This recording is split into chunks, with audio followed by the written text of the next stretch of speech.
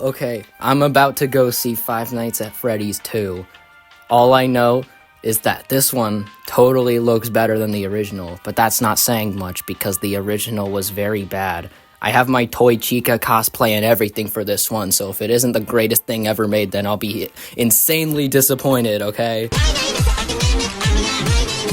Yeah, so our screening got canceled.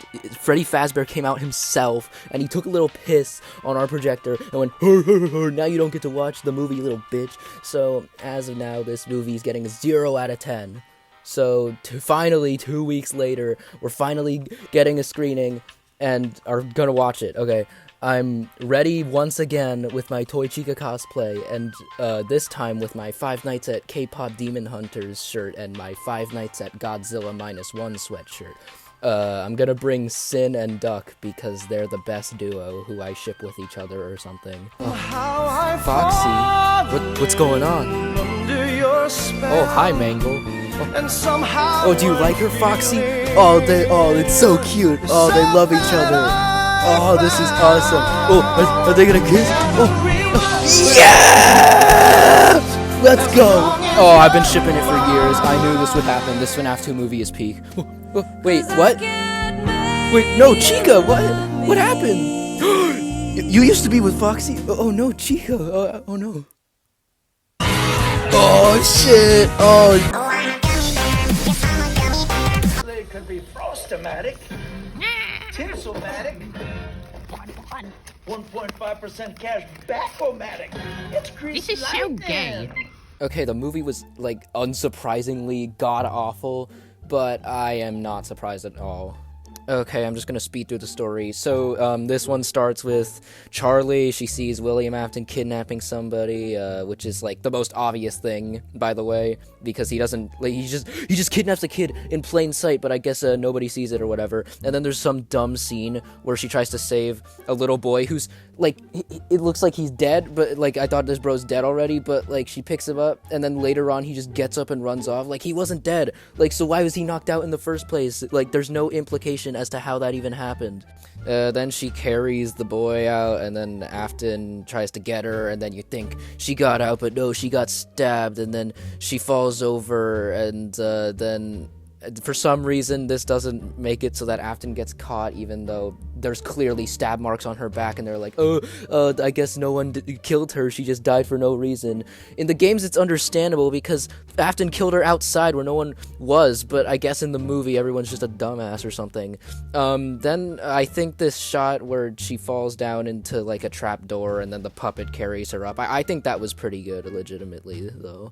That's probably one of the only positives I'm gonna be giving this the entire time. So then cut to a year or two after the first one, and Josh Hutcherson is trying to move on, but his stupid sister, who is just as dumb as in the first movie, still wants to see Freddy and the others, despite them trying to kill her in the last one. I don't know why she's, like, sympathetic towards them. Also, Vanessa has, like, PTSD from Shaggy, and I'm just gonna go off memory, but I think these stupid kids go to Freddy's and get killed by the animatronics, and then Michael Afton is there, who looks goofy as hell, by the way. Brought them there to awaken Charlotte in the puppet, or something, and then blah blah blah, a bunch of boring shit happens that were meaningless, and I really wanted to zone out. And then Abby goes to Freddy's and befriends Megan Fox. Oh my god, it's Toy Chica! And then Megan Fox helps the stupid little girl out with a science fair project. And I remember this line where she said, like, Toy Freddy couldn't help because his fingers were too fat. And number 8 is that Toy Freddy, well, you know, he's kinda, fat. I mean, come on, you know, what can I say? He's gained a few pounds. I mean, look at him compared to the other animatronics on the show stage. He's, you know, rounder, more big-boned, you know, ate a little bit too much pizza. You know what I mean? Just 'cause it's called Freddy Fazbear's Pizza doesn't mean you gotta eat all of it, you know what I mean? Then the evil Wayne Knight is super mean to Abby, so she brings Toy Chica to be her science project after the puppet makes her release the other animatronics from the building or something. And then Toy Chica hates Wayne Knight because of how evil he is, so she kills him. Oh no, watch out, Wayne Knight! This is still less horrific than when when Wayne Knight got inflated in Space Jam. Then the animatronics leave Freddy's finally to go kill a bunch of parents. Not the parents that were the ones that ignored Charlotte when she was trying to be like, hey, your boy's kidnapped, oh no! And like, oh, go away, kid, there's no such thing as kidnapping. No, they're just going after random parents. Like, what? This is a terrible motivation for your main villain, who, like, it's not the parents that she hated. It's just, she just associates all parents with being ignorant assholes, I guess. Oh my god, this is pissing me off! Then Josh Hutchins tries to stop the puppet from commanding the animatronics, but then, oh, Megan Fox wakes up the withered animatronics. Oh, look, it's so badass when they wake up. Oh, the whole crowd screaming, ah! And then they try to stop him, so he actually has to play the game in this one, and he has to put the Freddy mask on so that they don't see him or something. But, like, at least in this one, he plays the game, but it feels really on the nose, and, like, it's trying to jack off the Fnaf fans at this part. And, like, I'll go on into it later, but this scene is just not even well executed, despite him finally doing something that's, like, reminding me of the games. Then there's this actually cool sequence where Vanessa gets attacked by Mangle on the car. I will say, Mangle is one positive I do have, because I watched a behind-the-scenes video on them, and it was actually very impressive, the puppet work they're doing. That's another positive. The animatronics look really good in this movie. Then Matt Pat finally talks, and his voice is all high-pitched, and people were, like, really confused. And then my friend turned to me and was like, I thought Matt Pat was supposed to be voicing him. Like, I know Matt Pat for all, like, being able to voice act, because I watched Cuphead the Musical. I know he can do high-pitched voices. So then Matt Pat tries to kill some random lady that Charlotte probably doesn't even know, and had like 2 speaking lines in the whole movie about parents being bad, which is really underwhelming, because we went in thinking that, you know, maybe he'd voice act a little more than just that scene. Then Mike turns off the animatronics or something. He's successful in avoiding the Wizards, who are slow as hell, but there's still a signal at his house, and it turns out the puppet was hiding inside Toy Chica's chest for some reason, and then jump scares Abby, and it's really weirdly edited, because it just, like, plays a really loud sound, and then just immediately cuts off to, like, a quiet scene, and it's really kind of funny, honestly. And then Abby gets possessed, oh no, and the puppet's been possessing people, like, throughout the whole movie, but it looks really weird and cheesy to me, and it's not scary, but, like, I'll go into that later. The animatronics come back on, and, like, they try to gang up on Josh Hutchins and Vanessa after the puppet gets scared away, because Mike uses the freaking music box to scare the puppet away. He's like, no, and that's the end of the puppet in the movie. Enter Michael Afton, who literally acts like he's him with his stupid ass smile, and he starts doing his evil mustache twirling monologue about how he wants to carry on Shaggy's legacy of murdering everybody. So he's like, I'm gonna murder everybody at the Faz Fest. Then, the most stupid and most superhero movie scene happens, in which the old animatronics pull up and slime the fuck out of the toys, okay? There's literally no difference from this and the goddamn SFM animations of the toys versus the originals.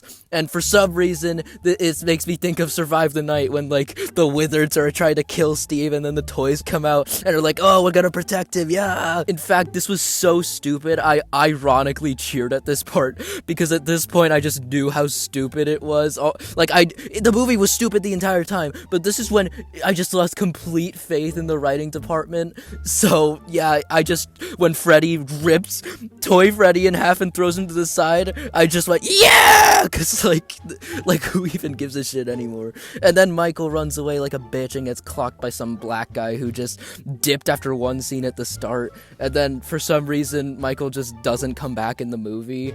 And then Josherson thinks Vanessa's stupid. It tells her to kill herself, and then he's like, oh, I hate you, Vanessa, and he walks off with his stupid sister and the black guy, and I guess Michael died or something, and then Vanessa's like, no, Mike, don't leave me.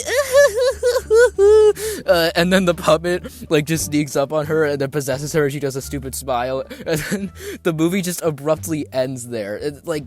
no comeuppance. Like, I don't even care that it's a cliffhanger because I don't even want them to make a third one at this point. This was just that bad. Enter the post-credit scene that teases Springtrap, who looked very stupid as well. I think the smile is kind of throwing me off. I don't think it looks at all like the game personally, but I don't know. Everyone has different taste. Also, I didn't mention the scene, but Corey shows up again in the exact same scene as the first one, so it's not really funny. I did not laugh, and his delivery of "oh my goodness" was not as ironically funny to me as last time. That was so gay. Hold on, I'm recording. Say that again. Okay, this is why I don't like security breach. Right now I'm on the part where I was kidnapped by Vanessa. I'm trying to leave her office, and now she's coming after me, and she's trying to rape me with the Bowie knife from the kitchen. Okay, time for my thoughts. The writing was terrible throughout the entire thing. There is no humor, and I did not laugh a single time outside of the part where it was like, because it caught me off guard. I wasn't expecting the actual meme audio to be at that part. The acting is horrible throughout, in majority of scenes. Every single person is stiff, especially the stupid little girl who constantly sounded like she was reading off the script, and was even more stiff than the first one. She didn't know how to act, okay? Why is everyone being like, oh, she did such a good job for a kid actor? No, she's a terrible kid actor. She doesn't know how to act, and it was even worse in this one. She was like, Chica's my favorite animatronic. Shut up, little kid! All the main characters are really boring. The closest that got to interesting was probably Vanessa, but there was like, the movie should have just been about her if you wanted to like maybe invest me a little bit. The part where she confronts Shaggy Afton in her mind was funny. It was like trying to play serious, and then at the end just has this like Looney Tunes cartoon part where he's like falling and he's like, no, and it's like in slow motion, then he falls and dies, and I think that's so stupid, but it was like funny. I didn't laugh, but that was probably the funniest part of the movie. All the characters are also dumbasses and they're unlikable, especially Abby and Josh Hutcherbutt, or whatever the hell his name is, and he's like, oh, I hate you, Vanessa. She's been trying to look out for your sister, bro. Why are you mad at her all of a sudden? Like, just because she didn't tell you about her evil, murderous, mustache-twirling, stupid, ugly-ass smile brother, then you're like, I never want to talk to you again. Let's blow this popsicle stand and leave the movie, and let's just end the movie here. Okay, literally nothing fun or interesting happens for an elongated period of time during this movie. So much stuff is just really boring, and I don't like seeing the characters talking. Just like, show me the freaking animatronics already. And speaking of that, Megan Fox gets all the attention and all the voice lines. Like, I get it's not established that Chica is Abby's favorite animatronic, but I guess she just is now. And she gets all the screen time, and Matt Pat and Kellen Goff, who have experience in voice acting, have like 2 lines each. And then, like, nobody clapped for Toy Chica when they announced that. Come on, guys, I need more energy for Megan Fox. It's Megan Fox. Wow.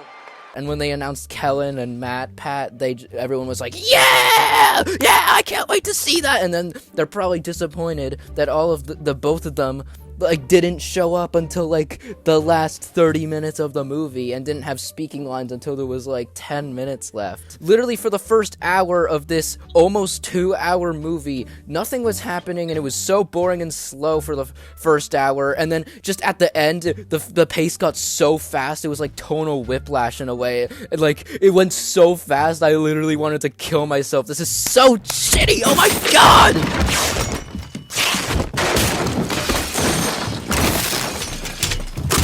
Also, I think it's fine to have the puppet as your main villain with Charlotte, but like they don't they don't execute it well at all. She has no reason to do anything, okay? The parents at the start of the movie are very much in the wrong for being like, oh, go away, kid, there's no such thing as kidnapping, the parents are talking, you better go away, you stupid little girl. Like, yes, blame those parents for the reason, like, William Afton was never caught and you died because of it or something, but that doesn't mean you take it out on just random parents. You just, like, all parents are terrible people. You send your goon animatronics out to take out any parents, not the parents that are the ones who wronged you when you were alive. Just any random parents. It's terrible motivation. It doesn't make any sense. Oh my god, I hate this so much! I'm literally grateful that the projector broke the first time because they were just trying to save us, I guess, from seeing this god-awful movie. Like, maybe Freddy Fazbear took a crap in our popcorn bucket because he was trying to warn us that the movie was bad. For all you saying that this fixed the problems of the first movie, I do not think that is the case. One instance being the fact that there's no gore, okay? No on-screen gore. In the first movie, all the gore happened off-screen. It either shows, like, a reflection of the gore happening, a shadow of the gore happening, and it just doesn't show it on screen. And people are like, oh, this one actually tries to be scarier. What? You mean it's scarier because there's more jump scares? That doesn't make it scary, okay?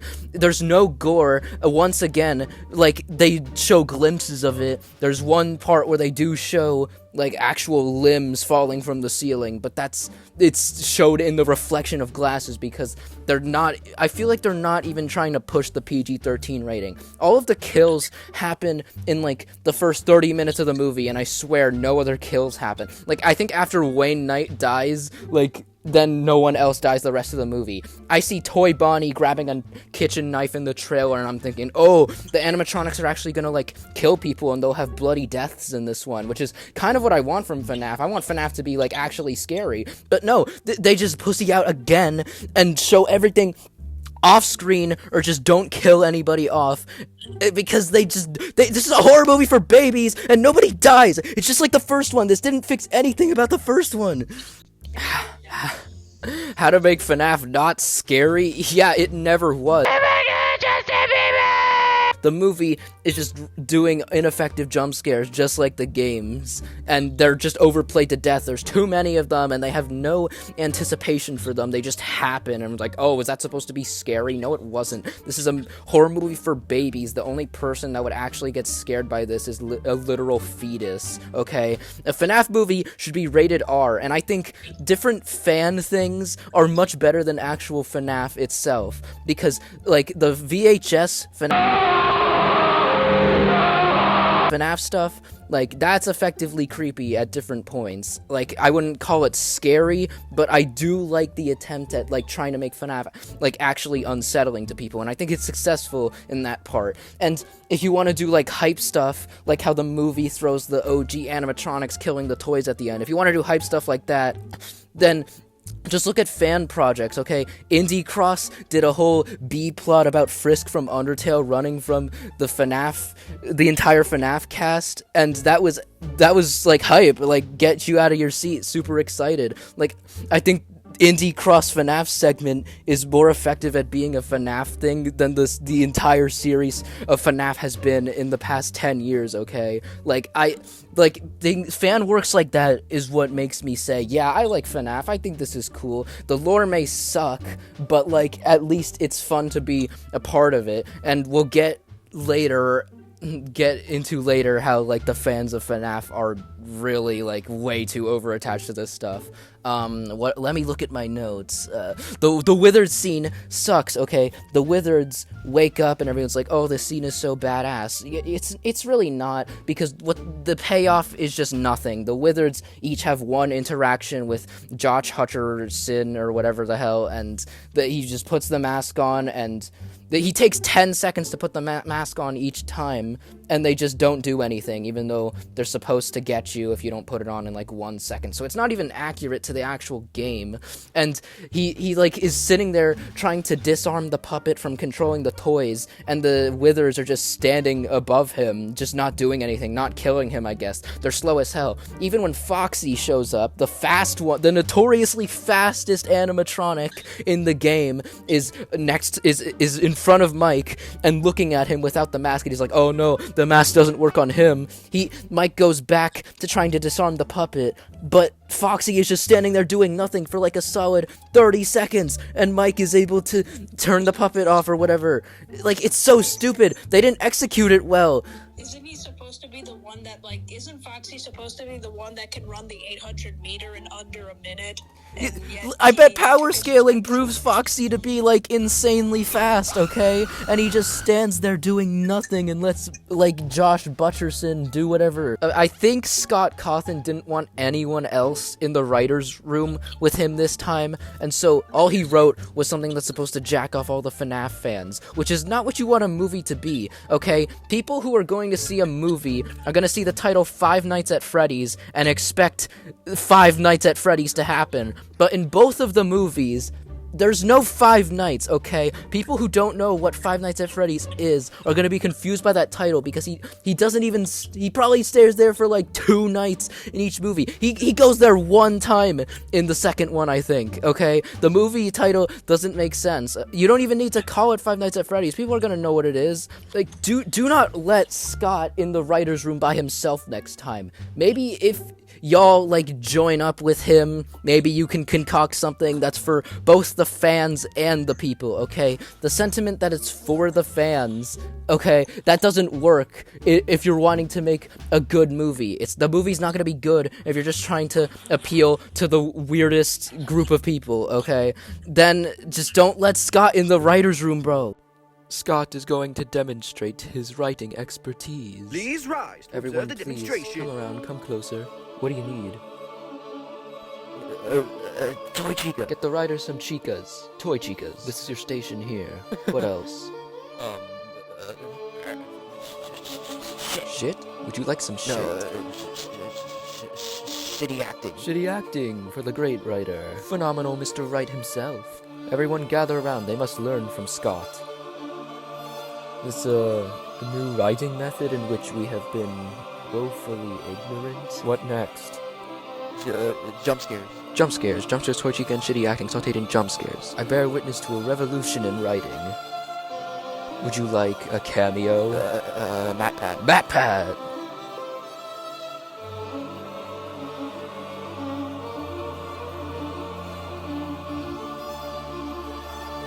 Ah, fuck.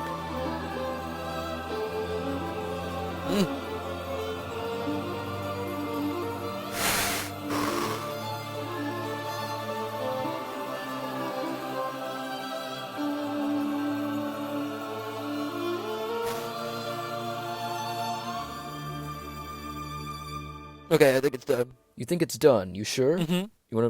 Maybe you wanna put less fan service? No.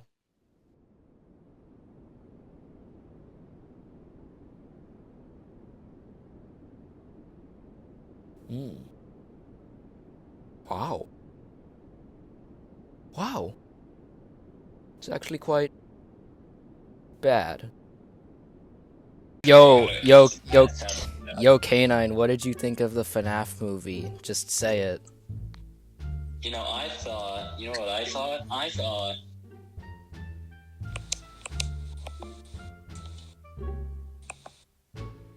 Hello? and that's what I thought of the FNAF movie. Wow, shut up, K9. I hate you so much, bro.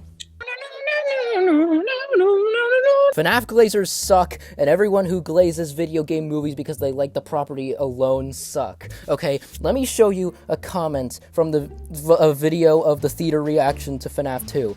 Can't believe the critics, with quotations around it, are bashing this. It's absolute peak, and the only reason they don't understand the plot is because they can't pay attention. And I think this comment is very stupid, but there is a reply that says, they're not critics, it's just a bunch of miserable, insecure losers who feel extremely low and want to tear down our joy to feel above us.